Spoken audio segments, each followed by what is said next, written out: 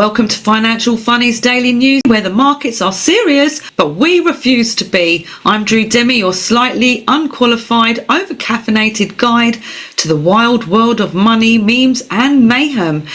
If it's booming, busting or just plain bizarre, we've got it. And a side of sarcasm to help the medicine go down. So, let's start in Malaysia. Malaysia just announced it will stop exporting raw rare earths and instead process them at home. Translation, they're done selling raw materials cheap and buying back the expensive finished products later.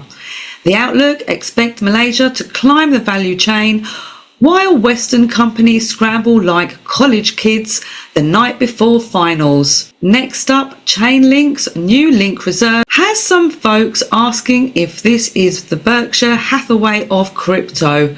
Think Warren Buffett, but with smart contracts and fewer Dairy Queen blizzards. If Chainlink really pulls this off, they'll go from that crypto project you've heard of to the one your accountant suddenly pretends he's always known about. On prediction market, Kausha, 57% of voters say Gemini will be the leading AI model by 2025. Sorry, OpenAI and Anthropic, Gemini might just be the high school quarterback everyone's betting on. If they're wrong, well, prediction markets will rebrand as guessing app. Nvidia is designing a new AI chip for China using its Blackwell architecture. The chip will surpass the watered-down H2 model regulators allowed. Nvidia's basically smuggling performance like parents sneaking candy into a movie theatre. Technically allowed, but you know, someone's got to complain.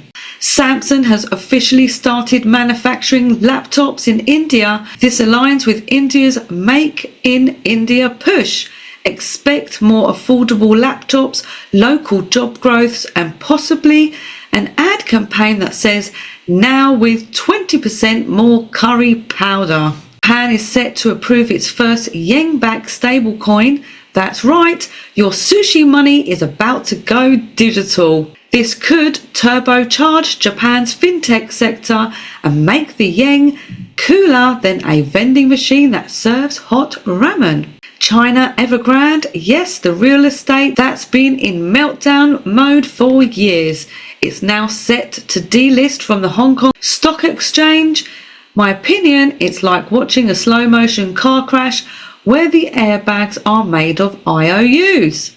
Donald Trump claims Fed Chair Jerome Powell is destroying the housing market and insists there's no inflation and we need rate cuts. Economists everywhere just did a collective spit take. The Outlook expect markets to go full popcorn mode until Powell speaks at Jackson Hole, the summit. Marjorie Taylor Greene calls to abolish property taxes entirely. Homeowners cheered, city council screamed, and renters whispered, wait, how does that help again? The SEC Chair Paul Atkins will discuss Project Crypto today at the Wyoming Blockchain Summit. Sounds mysterious, but it's probably less James Bond and more please don't rug pull. Meanwhile, Wyoming became the first US state to launch its own stablecoin. Cowboys and crypto folks, yeehaw meets Defi. And Commissioner Hester Pierce invited small crypto startups to meet the SEC in Chicago on September the 15th. This is like Willy Wonka's inviting the kids to the chocolate factory, except instead of candy you get compliance paperwork. XRP tumbled below $2.09 and it's testing $2.08 support. Bitcoin slid under 115,000, now at $112,000. Both markets are jittery ahead of the Fed's Jackson Hole summit. October looms large. Ripple's bank license, ETF deadlines and possible legislation could swing the market harder than a frat party door. Raoul Powell says XRP holders could end up in the top 1%. That's right, from bag holder to baller in one sound bite. Baghdad and Erbil are reportedly close to a historic oil and revenue sharing deal. At the same time, Iraq signed a principal agreement with Chevron to develop oil fields. If this sticks, Iraq could finally stabilise revenue, but history says don't count your camels before they hatch. No RV, guys. If you want to know the timeline, join my Patreon for free. I've got the timeline sitting there waiting for you to have a look and come back down to reality.